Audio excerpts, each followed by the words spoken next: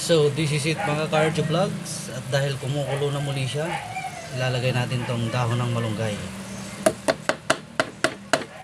Taktak na natin. Yan. Pagkatapos po niyan mga ka-RJ Vlogs, tsaka natin tong ilalagay din yung alamang natin na sariwa. Isasahog po natin siya mga ka-RJ Vlogs. Ayan.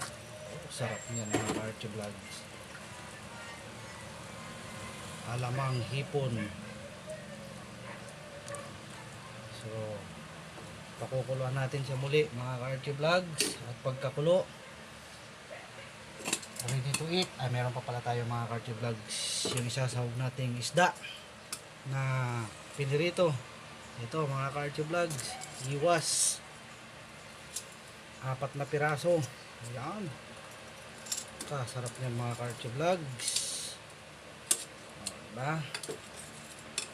So antay na lang natin siyang maluto at kumulo, and then ready to serve, and then kakain na tayo. So kita-kits tayo sa pagkainan later on mga ka-RJ Vlogs.